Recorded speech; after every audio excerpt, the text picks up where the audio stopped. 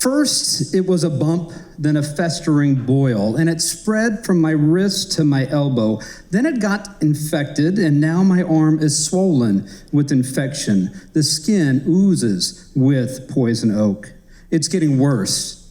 The greatest relief I feel is in a scalding hot shower pulsing directly onto the Mars red flash. I laugh at pain. I do that. Like when the neighbor's dog tore into my foot. I was on a follow-up date with my now wife, and we were riding bikes down the road. The neighbor opened her gate as we passed by, and her dog sat out, latching onto my foot, tore through my sneaker, blood everywhere. A dog's head on my foot, 100 feet from my driveway. The ride was over. I was in disbelief. I wasn't angry. I didn't curse at the neighbor. I was just stunned in shock with a guaranteed trip to the ER for stitches. Think the dog was up on its shots? Asked the ER doctor who was stitching the wound without anesthesia. Well, like some Southern war-filled hospital triage with bloody gauze everywhere. Not with these folks. They're feral. Why wouldn't their dog be? I answered. My girlfriend had driven me to the ER, but we swung by her house to pick up her teen daughter to join us. My future wife was a drinker at the time, and her daughter a stabilizer in a sea of rum. You should probably start rabies treatment, I suggested. I mean, what kind of dog just goes out and bites a neighbor like that? I wasn't close to the neighbors. We stick within our lot lines here on Pumpkin Hill, and it's a no man's land, a backcountry outpost, a buffer on the edge of humanity's zipper. It's wooded, private acreages, homes tucked in, askew. No one in or out, gates on posts in the driveway. They're sanctums for the ear sacrilegious. So I couldn't just call them up and ask for a shot record on their chow named Blackie. I avoided them. They were hateful, angry, littering, generational people of the land. I was merely an outsider digging in. They had brutal feuds with every neighbor unfortunate to rent the homestead between us, with cops called, shots fired, dogs killed with shovels. For feral people, as I mentioned, living on an acre of sand under a canopy of live oak trees, surrounded by single-wide trailers, a shipping container, and a fifth wheel, all housing multiple generations of similars. I called them honkies because, for no reason other than their own, honked from their cars to get the others out of their containers for conversations they would have on 11. I live 500 feet away and have kept as much forest and underbrush between us, and yet their words, ripe with this southern illegible drawls and mumbles, a language of their own, are inscribed in me over the years. I suspect the patriarch, a murderer. Why else would he have buried a dump truck under his trailer? I know this because he bragged of his heavy machinery's capabilities when I inquired about having a pond dug on my land. It sent shivers up my spine because I knew the man he worked for went missing years ago. His face was posted on billboards around town, and a $25,000 cash reward was offered. The billboards eventually disappeared, like he did, cold. I never called the hotline. Why would I? Here in Pumpkin Hill, we bury our secrets and have the right to keep on digging. My place is a minefield of mnemonics. Why shouldn't theirs be?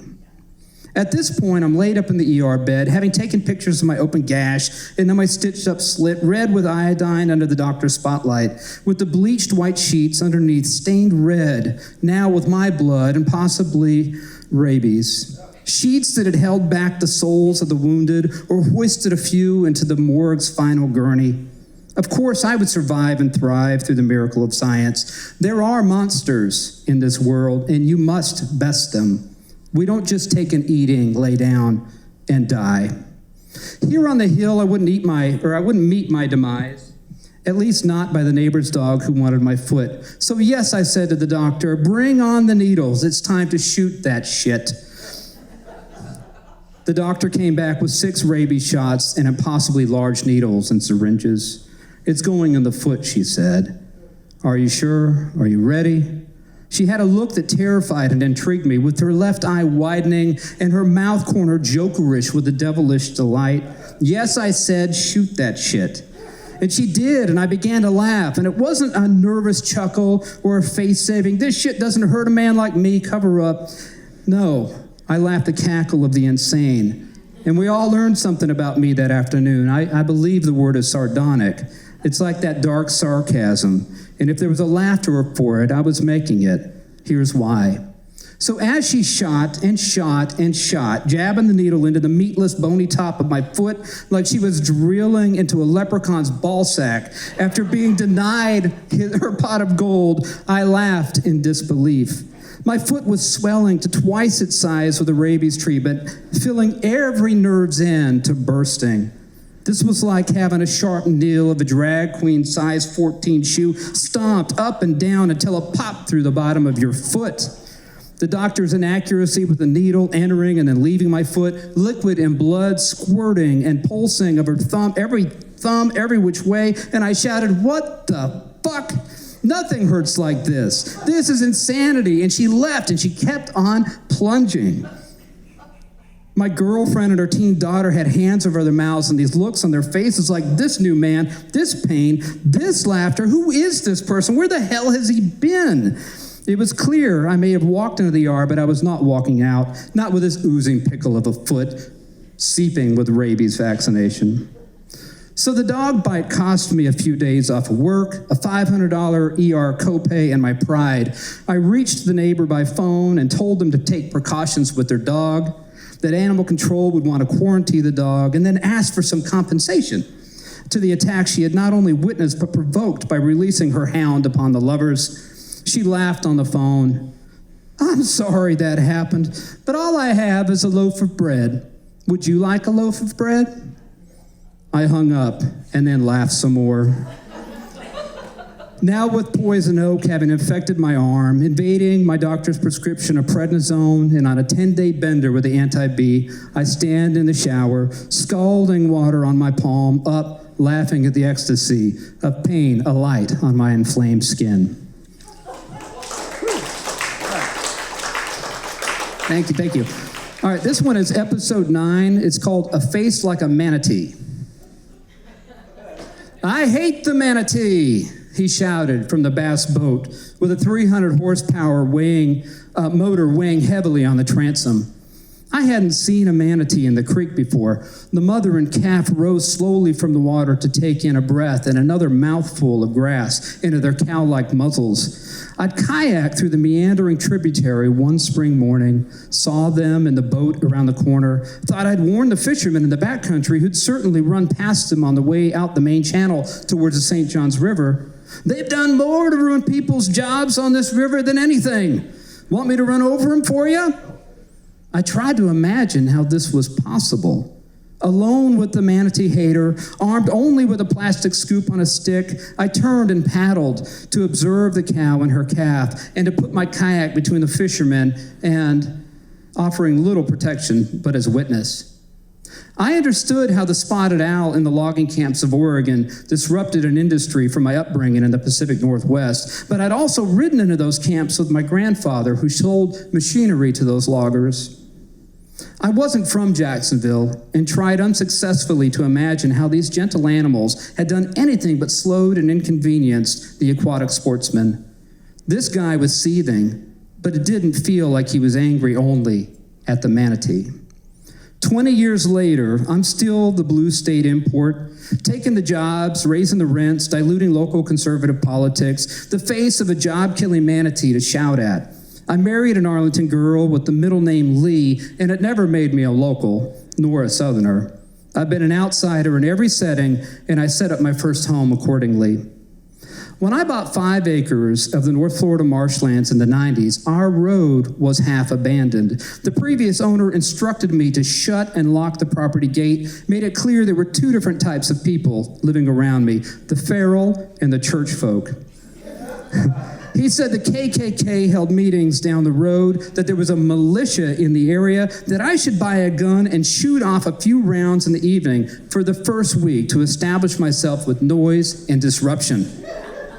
My neighbor's boy was illiterate and removed from school at 11. His father couldn't read either, but he could litter. His daughter could read, and she littered too, leaving suicide notes along the roadway for folks like me to read after disembarking her school bus. She told me she could hear a squirrel shit in the road, and that she had burned my house down when they moved because I cleaned up the road litter. She took and broke any nice thing I put out near the road to decorate my property with into pieces on her way back to the school bus in the morning. When I moved here, I saw an affordable parcel in a natural setting, close to a city with what appears to an outsider like unlimited potential. My wife and I made a homestead of it, which included removing the previous owner's cockfighting ring and chicken leashes nailed to the pine trees. Our land was surrounded by large tree farms, endless marshlands, and smaller wooded parcels. It was a place where poachers hung boar heads and furs off the creek bridges, and drunks drove anyone under the speed limit off the road. One of my neighbors shot his own son breaking in to steal his guns. These were tough acres for rough people in a purposely segregated community of rattlesnakes and tick-infested woods. Men like the manatee hater were common. Casual conversations at the gas station were baited to determine a commitment to racism and supremacy. Worth was measured with loud pipes and burnt rubber. When the Danes Point Bridge was built, it brought an interstate of diversity to the area, and those who were tucked in set up defenses, sold out, or fled. And when the Klan burnt down a black-owned funeral home in Ocean Way a week before they opened for business, our district councilman hosted a barbecue for the locals and told them to respect this nice South Georgia family, told them also that development was coming and that they better get used to having diverse neighbors or sell and move to Hilliard or Callahan. That was only a decade ago. Jacksonville is a southern city, after all, clinging to its tin generals. Hundreds of small neighborhoods have since been built on 10 to 50 acre parcels, each sold, bulldozed, and cemented over. Has displaced an old Ocean Way family with diverse middle-class families, which changed the atmosphere of the place. Gentrification runs this way and that in the city. The tiny Baptist church down the road from me cut its burning crosses out of the yard and uses them now to block an exit they don't want their congregation using. Gone are the Confederate flags flapping from the back of pickup trucks. Gone are the rubber testicles hanging from the bumpers below sunburnt mothers and children coming back from Huguenot Beach. Their Calvin and Hobbes stickers pissing on everything they ain't scared about. Gone as well are the seasonal pit bulls bloating along the roadway. Over the years, I looked around these woods and wished they'd remained untouched, that fish would return in size and numbers to the creeks, saw deer and bear tracks on my walks and hoped to see them whole and unharmed, imagined hate-filled racist neighbors would be displaced and that the city would see a potential I saw in these wild lands. A few years later, preservationists invited the mayor for a boat ride in these marshes and a hike in these woods, explained the vulnerability of the area to aggressive development, and how these upland forests and swamps improve the health of our St. Johns River. A partnership was formed between the mayor's office, taxpayers, and groups like the Nature Conservancy, the Water District, state and federal parks. $500 million was spent between them, acquiring large parcels of remaining land-granted farms in mitigated marshlands until the greater 60,000-acre Timucuan Preserve was established. Jacksonville made one of the largest investments protecting and restoring natural habitats and vulnerable archaeological sites right here, creating the largest city park in the United States. It's an evolving park, newly named the Seven Creeks Recreational Area, and now I include the North Florida Land Trust as neighbors. We share a fence line linking over 30 miles of hiking and equestrian trails. My place is no longer Ocean Way's backcountry cousin and exists on a map within the Pumpkin Hill Preserve. There are boundary placards and fences to keep the hunters out. Rehabilitation efforts to return longleaf pine forests are underway. Deer have returned to bed at night on my place. Wild turkeys roam the roadway. Manatees frequent the marsh edges. Our road is now built out with nice houses and new families. The roadway litter has lessened. Aggression, gunshots, and feuds are few. I haven't met a manatee-hating fisherman for some time. It feels like peaceful times are ahead of us. Thank you.